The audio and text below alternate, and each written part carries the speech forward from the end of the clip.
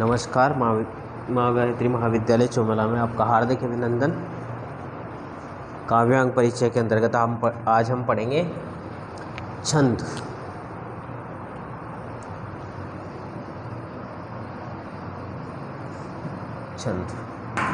छंद का परिचय हमने पिछली कक्षा में पढ़ लिया था और आज हम कुछ महत्वपूर्ण छंदों के बारे में अध्ययन करेंगे।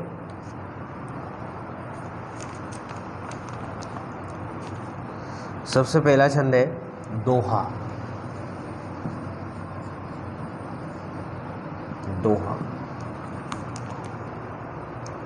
दोहा छंद, इस छंद में इसके प्रथम और तृतीय चरण में 13 मात्राएं होती है।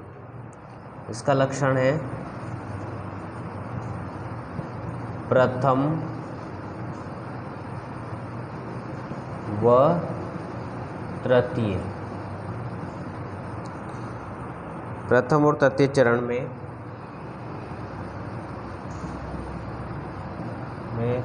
13 मात्राएं होती है। ये मात्रिक छंद है तथा द्वितीय और चतुर्थ में, द्वितीय व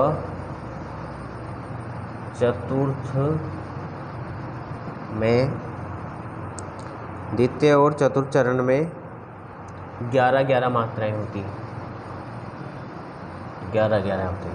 प्रथम और तृतीय में 13 होती है और द्वितीय और चतुर्थ में 11 मात्राएं होती है। और ये मात्रिक छंद है और इसमें 4 चरण होते हैं। तो इसका लक्षण क्या है?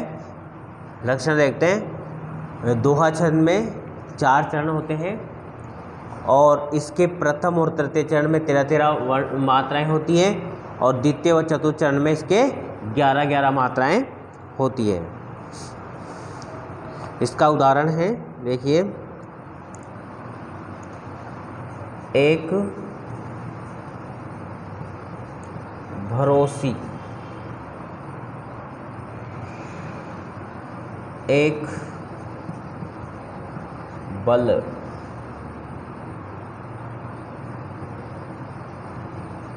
एक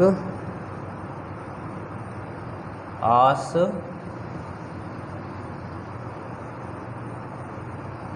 विश्वास।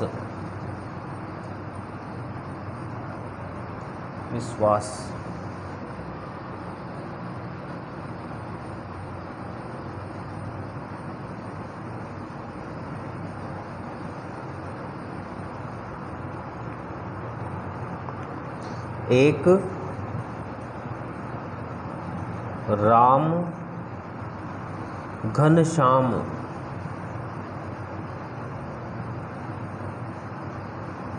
घनश्याम हित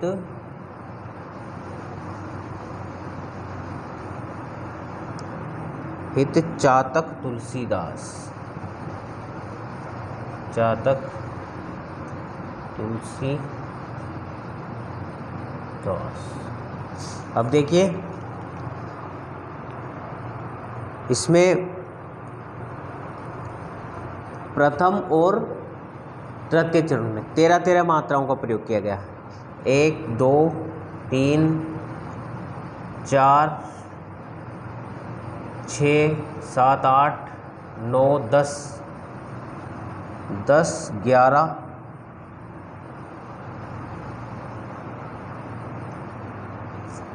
प्रथम, द्वितीय, तृतीय और चतुर्थ चरण। इसके प्रथम और तृतीय चरण में 13 मात्राएं हैं और द्वितीय और चतुर्थ चरण में 11 मात्राएं हैं। अतः यहाँ पर दोहा छंद का प्रयोग किया गया है। तो इसकी लक्षण संगति लिखना बहुत आवश्यक है। लक्षण संगति, लक्षण संगति के अंदर क्या लिखा जाता है? जिस प्रकार से अपना जो लक्षण है उसी का अनुसरण करते हुए हमें उदाहरण के माध्यम से समझाना है। तो सबसे पहले लक्षण संगति में लिखेंगे, प्रस्तुत उदाहरण में प्रथम और तृतीय चरण में 13 मात्राएं हैं और द्वितीय व चतुर्थ चरण में 11 मात्राएं हैं। अतः यहाँ पर दोहा छंद का प्रयोग किया गया है। तो यहाँ पर दोहा छंद है। तो ये इस तरह से अगर हम विस्तार से लिखेंगे तो हमें अच्छे अंक प्राप्त होंगे।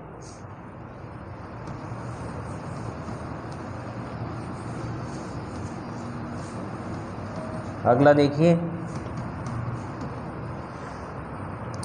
अगला छंद है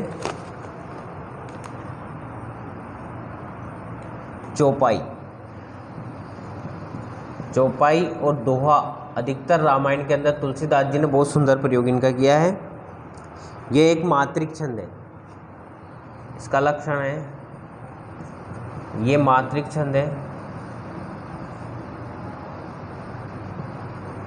ये मात्रिक छंद है तथा इसके प्रत्येक चरण में 16-16 मात्राएं होती है। प्रत्येक चरण में 16-16 मात्राएं होती है। प्रत्येक चरण में 16-16 मात्राएं होती है। इसके अंत में जगण या तगण नहीं आते हैं। जिस प्रकार से इसका उदाहरण है, जाकी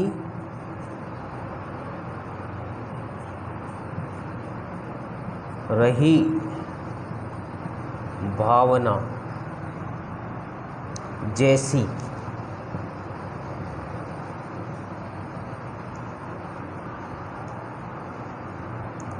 प्रभु मूर्ति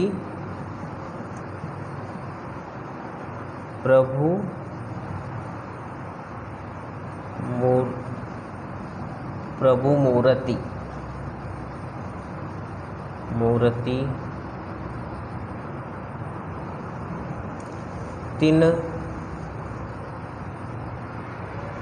देखी तैसी। देखिए, मात्राओं का और गणों का जो निर्देश करते हैं वो लघु स्वर जो होते हैं उनमें एक मात्रा का प्रयोग किया जाता है, और जो दीर्घ स्वर होते हैं उनमें 2 मात्राओं का प्रयोग किया, 2 मात्राओं की गिनती वहाँ पर की जाती है। अब यहाँ पर देखिए, प्रत्येक चरण में 16-16 मात्राएं हैं। तो सबसे पहले आप देखिए 2, 4, 5, 7, 9, 10, 2 12 और 14 और 2 16। तो इस प्रकार से यहाँ पर टोटल जो मात्राएं हैं वो प्रत्येक चरण में कितनी है, 16-16 मात्राएं आ रही है। अतः यहाँ पर चौपाई छंद का प्रयोग किया गया है। ये 16 मात्रा का छंद है, इसके प्रत्येक चरण में 16 मात्राएं होती है और एक मात्रिक छंद है। मात्राओं की गणना करने के बारे में थोड़ा सा जान लेते हैं। इसका एक सूत्र है, य माता राज भान सलगा। इससे हम मात्राओं की गिनती कर सकते हैं और गणों का निर्देश कर सकते हैं। एक सूत्र है इसका, यह माता राजभान सलगा। यह से यगण बनता है, यगण। अब यगण में देखिए 3 वर्णों का एक गण होता है, 3 वर्णों का समूह जो उसको गण बोलते हैं। तो यहाँ से अब इसमें कितने वर्ण हैं, ये कितने, इस तरह से हम गिनती करेंगे इसकी मात्राओं की। तो देखिए, पहला है य मा ता, 3 वर्णों का हम गिनती करते हैं यगण में।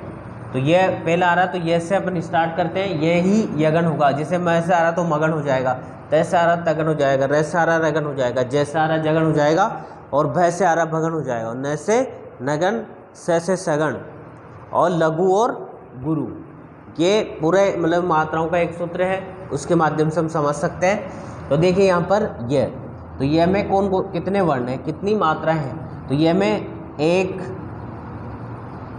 पहली है लघु, दूसरी है दीर्घ, और तीसरी भी यहाँ पे दीर्घ आ रही है। तो ये इसका गणों का निर्देश हो जाएगा। ये लघु मात्रा का सूचक है और ये दीर्घ मात्रा का सूचक है, लघु वर्ण और दीर्घ वर्ण का सूचक है। दूसरा देखिए मगण।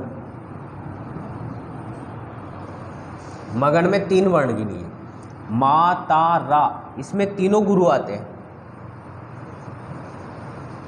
तीनों गुरु आते हैं, मा ता और रा, तीनों इसके अंदर गुरु हैं। उसके बाद आता है तगण। तगण के अंदर देखिए ता राज, 3 वर्ण हैं। तो इसमें गुरु, फिर रेखा की मात्रा लग ली इससे गुरु, और जय के कोई मात्रा नहीं, इसका मतलब लघु, ताराज। उसके बाद आप आगे चले रगड़।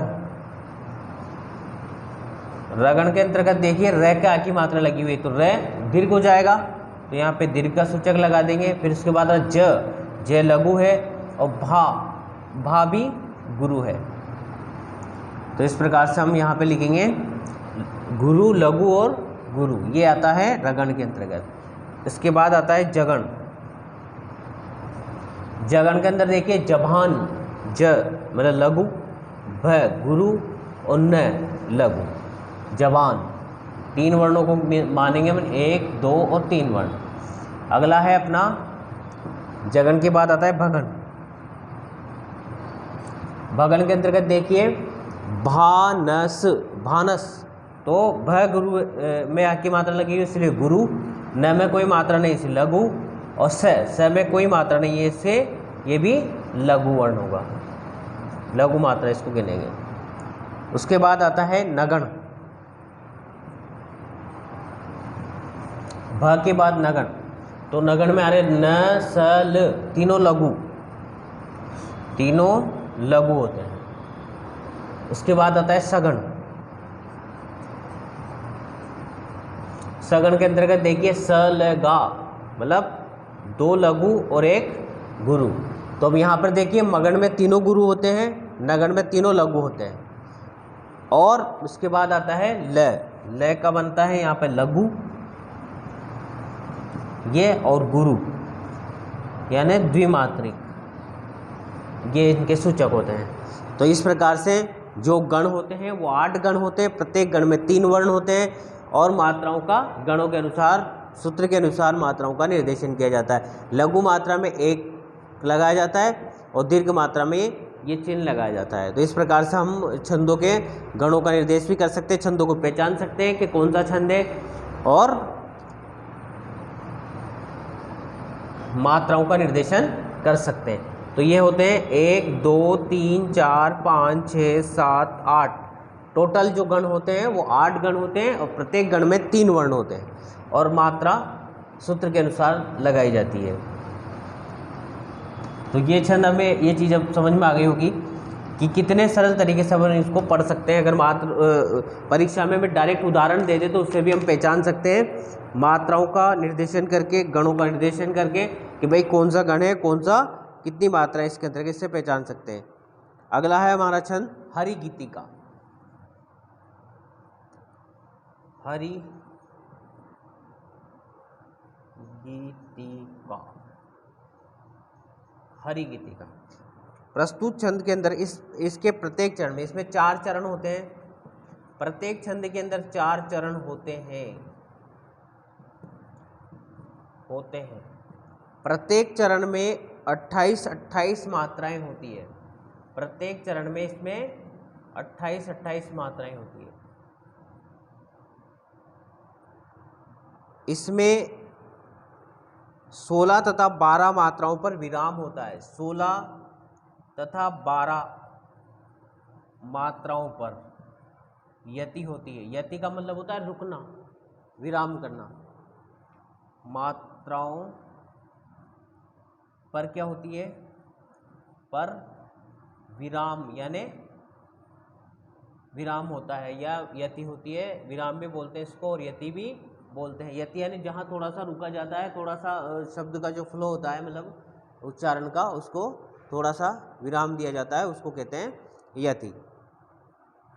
इसके प्रत्येक चरण के अंत में लघु और गुरु होते हैं। प्रत्येक चरण के अंत में क्या होता है, लघु और गुरु होता है, लघु और गुरु होते हैं। जिस प्रकार से देखिए इसका उदाहरण है खगवृंद, खगवृंद सोता है,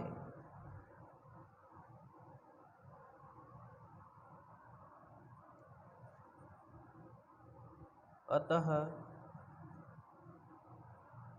कलकल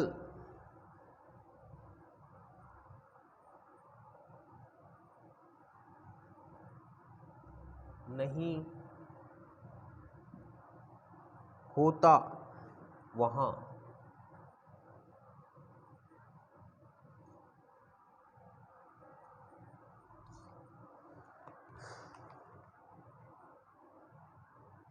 तो देखिए इसमें 1 2 2 3 3 4 6 8 10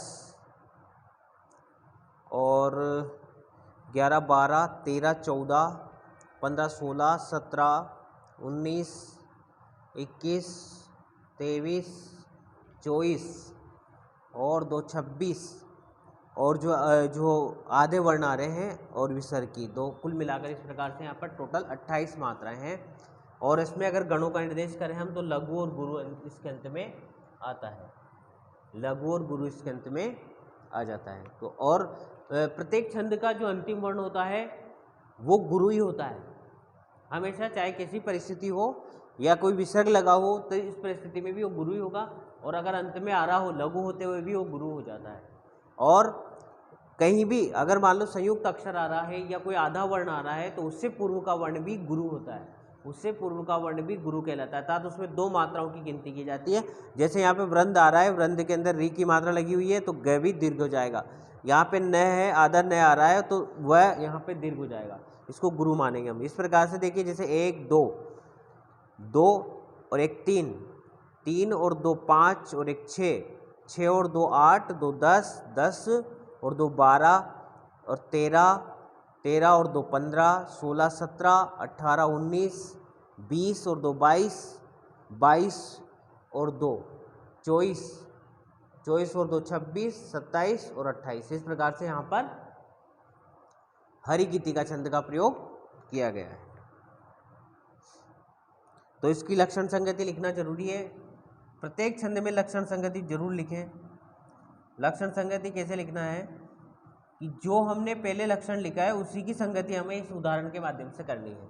तो यहाँ पर क्या लिखेंगे, प्रस्तुत उदाहरण में 4 चरण हैं, प्रत्येक चरण में 28-28 मात्राओं का प्रयोग किया गया है और यहाँ पर 16 और 12 पर विराम हो रहा है अर्थात यति कार्य हो रहा है और अंत में लघु गुरु भी है, अतः यहाँ पर हरि गीतिका छंद का प्रयोग किया गया है। तो ये इसकी लक्षण संगति हो जाएगी।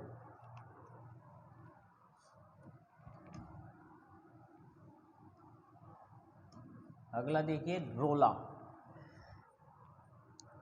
रोला छंद।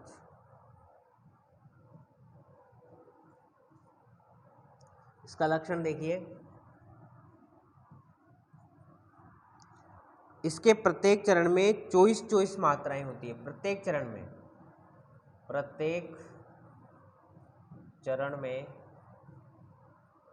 24-24 मात्राएं होती है और 11 और 13 पर यति होती है। 11वें और 13वीं मात्रा के बाद इसमें क्या होती है, यहाँ पे यति अथवा विराम होता है।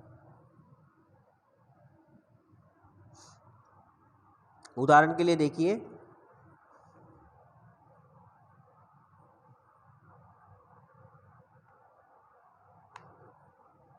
नव उज्ज्वल, नव उज्ज्वल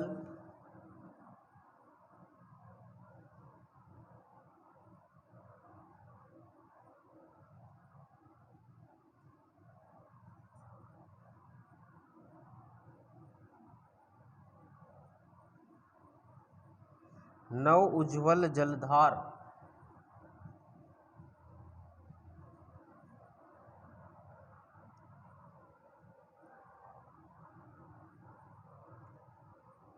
हार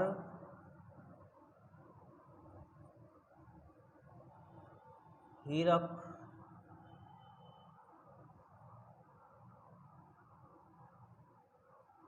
सी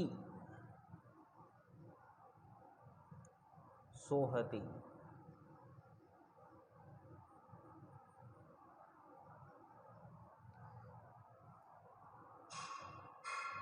बीच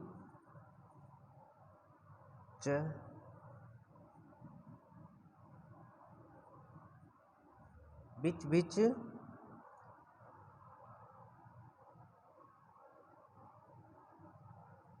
चहरती बूंद, मध्य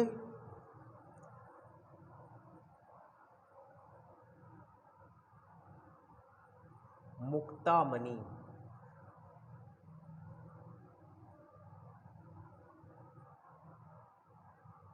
पोहति। टोटल इसमें होते हैं 24। कितनी मात्राएं होती हैं? 24 मात्राएं होती है। 11 और 13 पर यति होती है। तो देखिए लक्षण संकेत लिखे, प्रत्येक प्रस्तुत उदाहरण के प्रत्येक चरण में 24 मात्राओं का प्रयोग किया गया है और इस उदाहरण के अंतर्गत 11 और 13 पर यति कार्य भी हो रहा है। अतः यहाँ पर रोला छंद का प्रयोग किया गया है। इस तरह से हमें लिखना है। और ये भी एक मात्रिक छंद है। रोला छंद जो है वो मात्रिक है, गीतिका मात्रिक है, दोहा मात्रिक है, चौपाई मात्रिक है।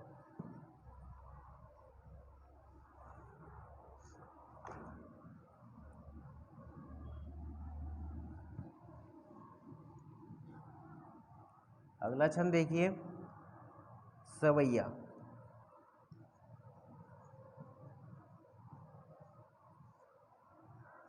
सवैया सवैया छंद जो है वो वार्णिक छंद है। इसमें वर्णों की गणना की जाती है। सवैया के प्रमुख रूप से 6 भेद होते हैं: मदिरा, मतगंध, दूरबीन, किरीट, सुंदरी और कुंडला। यहाँ इसके एक भेद मदिरा सवैया का उदाहरण है। इसका लक्षण है क्रमशः 7 भगन होते हैं इसके अंदर। इसका जो लक्षण है वो क्या है? इसके अंदर 7 भगन होते हैं। 7 भगन होते हैं तथा एक गुरु होता है। अंतिम वर्ण जो होता है वो इसका गुरु होता है। तो टोटल कितने हुए? 23 वर्ण है इसके अंदर। कितने हैं?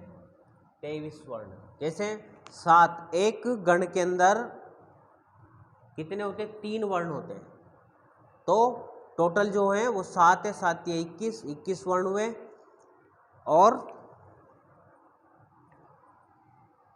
एक गुरु है। इस प्रकार से यहाँ पर 22, कुल टोटल 22 वर्ण होते हैं, है ना। वहाँ पर सवैया छंद होता है। जैसे उदाहरण इसका चेतक सो। चेतक सो, धनुभंग,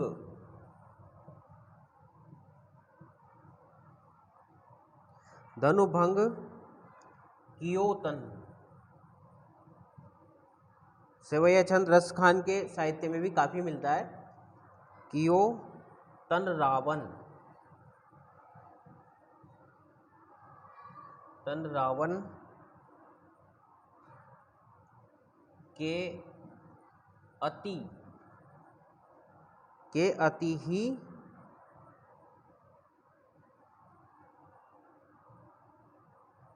बलु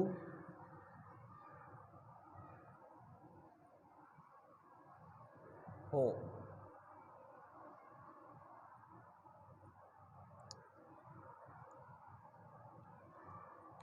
अब देखिए जैसे हमने इसके पहचाने का, हम अगर मालूम डायरेक्ट हमें जैसे उदाहरण दे दिया और हमें पता लगाना है कि इसमें कौन सा छंद है, तो इसके लिए सबसे पहले हम ये वाला जो सूत्र है वो लिखें। ये माता राज भान सलगा, ये वाला सूत्र लिखें। और इसमें दिया हमें भगन। भगन कहाँ पर आ रहा? भानस। भगन में गुरु होता है और एक लघु और एक दो गुरु होते हैं। 2 लघु होते हैं और एक गुरु होता है। तो सबसे पहले देखिए इसमें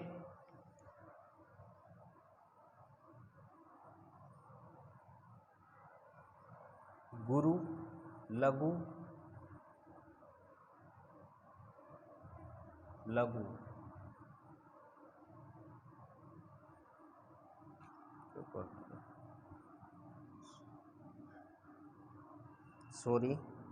चेतक,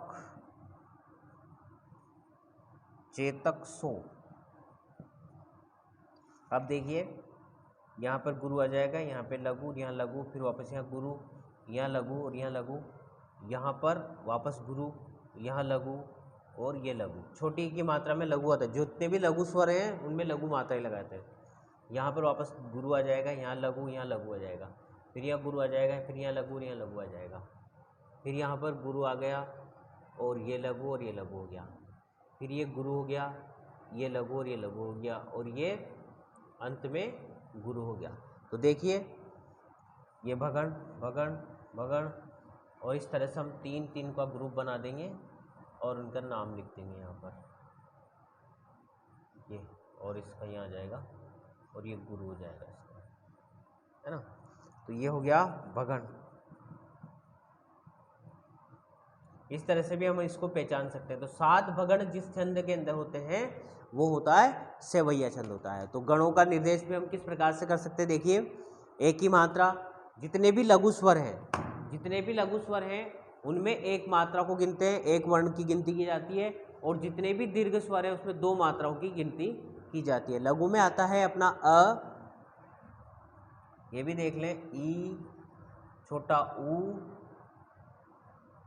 अ ई ऊ, और री, छोटा री और एक री, ये लघु स्वर होते हैं 5, और बाकी 8 दीर्घ होते हैं जिनकी गिनती दीर्घ में की जाती है। तो उनमें 2 मात्राओं का प्रयोग करते हैं। इस प्रकार से हम अब उसका लक्षण संगति लिखेंगे। प्रस्तुत उदाहरण में 7 भगण हैं और अंत में गुरु है, अतः यहाँ पर सेवैया छंद का प्रयोग किया गया। और ये सेवैया छंद जो है ये वार्णिक छंद है, इसमें वर्णों की गणना की जाती है, और जो मात्रिक छंद होता है उसमें मात्राओं की गणना की जाती है। ये चीज़ हमें याद होना चाहिए।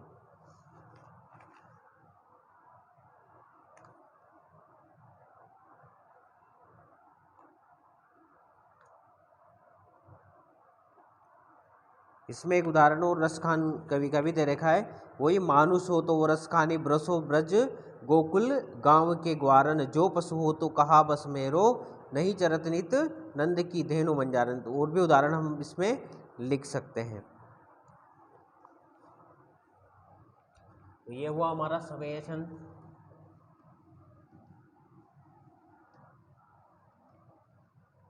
अगला देखिए, सेवैया के बाद आता है कवित्व। कवित्व छंद, कवित्व, इसका लक्षण है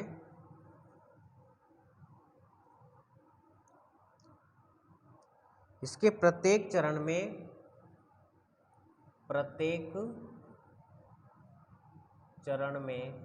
31 वर्ण होते हैं। कवित्व के अंदर कितने वर्ण होते हैं? 31 वर्ण होते हैं। 16वें और 31वें वर्ण पर, 16 और 31 पर यति कार्य होता है।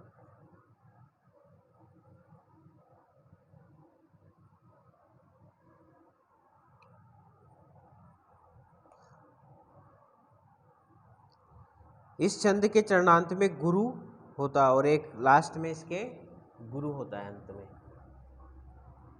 और वहां पर कवित्व छंद होता है। देखिए जैसे रस के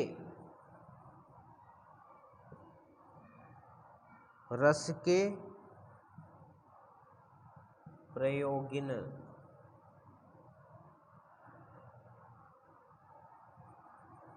के सुखद सुजोगिन,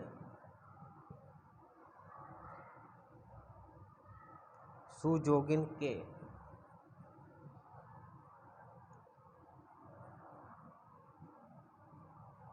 जेते उपचार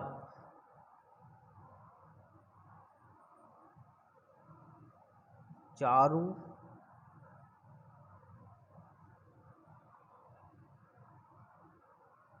मंजू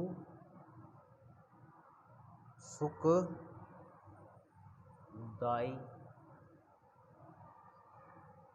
है।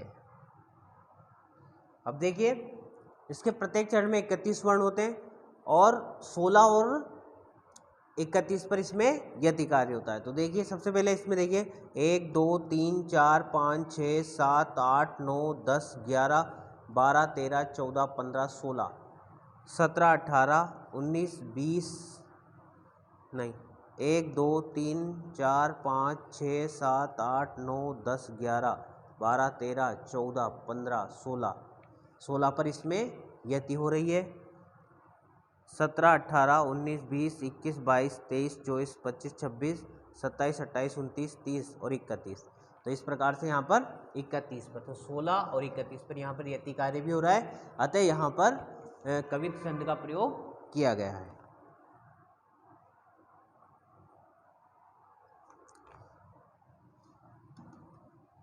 कवित्व के बाद आता है सोरठा।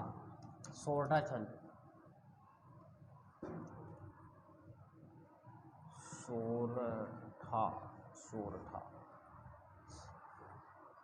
सोरठा छंद के विषय में ये विषम चरणों वाला, अर्थात देखो छंद भी दो तरह के होते हैं, एक तो सम होता है, एक विषम होता है।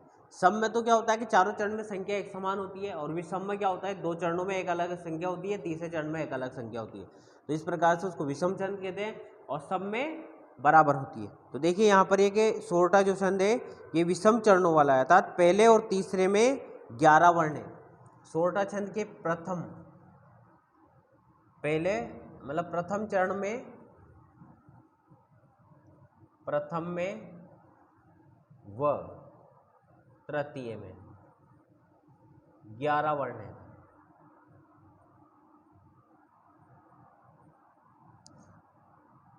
और दूसरे और चौथे में, द्वितीय व चतुर्थ में 13 वर्ण है, 13 मात्राएं होती है। इसके प्रकार प्रत्येक चरण में 24 मात्राएं होती है। टोटल 13 और 11 24, टोटल इसमें 24 मात्राओं का प्रयोग किया जाता है। और ये छंद दोहा छंद का उल्टा होता है। ये दोहा छंद का उल्टा है, दोहा छंद का विपरीत उल्टा है। कहीं कहीं सोरठा छंद के दूसरे चौथे चरण में तुक मिल जाती है, पर स्वतंत्र ऐसा नहीं होता है। जैसे एक इसका उदाहरण देखिए,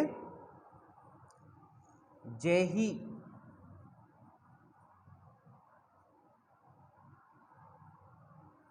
जेहि सुमिरन,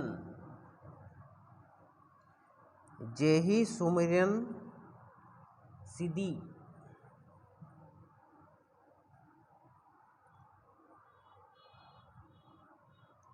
सिद्धि होए, जेहि सुमिरन सिद्धि होए गणनायक, गणनायक करिवर, करिवर बदन। अब देखिए इसके प्रत्येक प्रथम और तृतीय चरण में 11 और द्वितीय और चतुर्थ चरण में 13 होते हैं। तो प्रथम, तो ये हो गया प्रथम में कितने 11 मात्राएं इसके अंतर्गत होती है। 2 3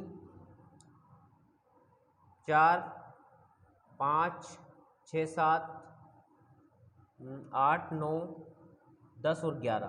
तो प्रत्येक में मतलब प्रथम चरण में 11 मात्राएं हैं, और द्वितीय चरण में इसके 13 होना चाहिए। तो 1 2 2 4 5 6 7 8 9 10 11 12 और 13।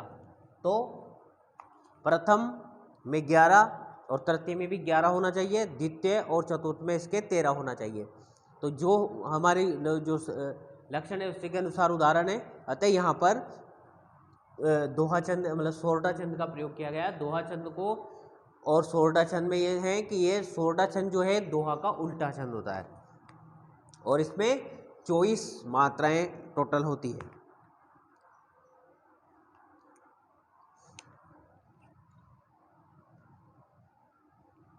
अगला देखिए,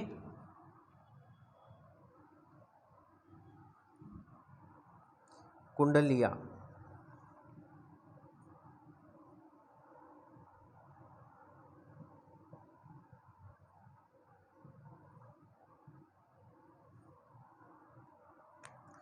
दोहा और रोला छंद के योग से कुंडलियाँ छंद बनती है। इसमें 6 पंक्तियाँ होती है, इसके 6 चरणों वाला होता है।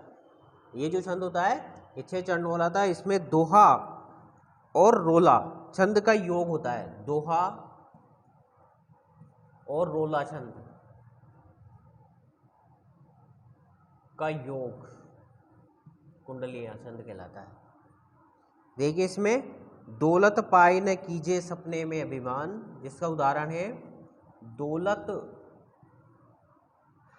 दौलत पाई न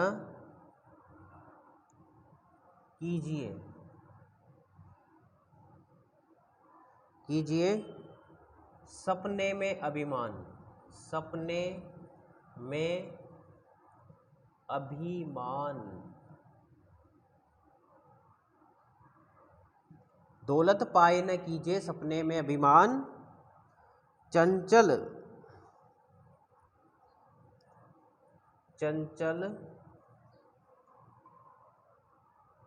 जल दिनचारी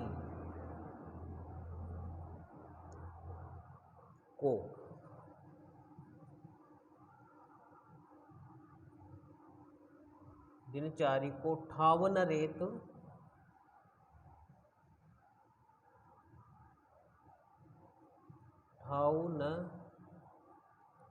रहत निदान।